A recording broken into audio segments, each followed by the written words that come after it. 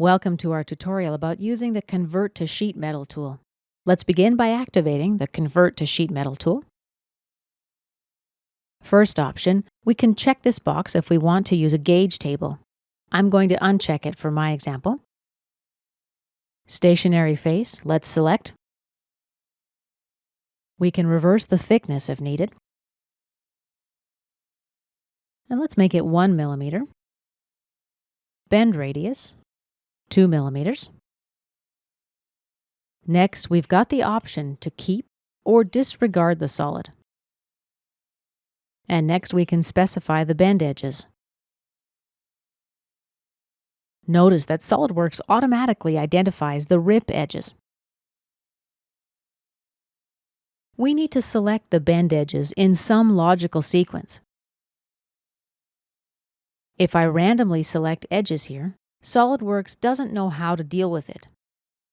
I get a warning. Let's click OK. And let's make our selections.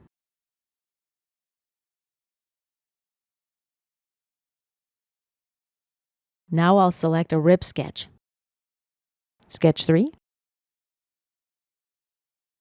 The reason I did this is because if I select this edge as the bend edge, SOLIDWORKS assumes this one is the rip edge.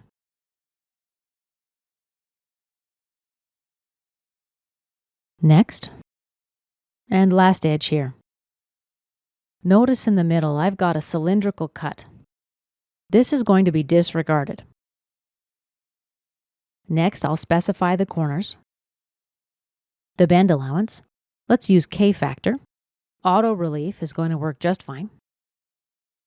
And here's our result.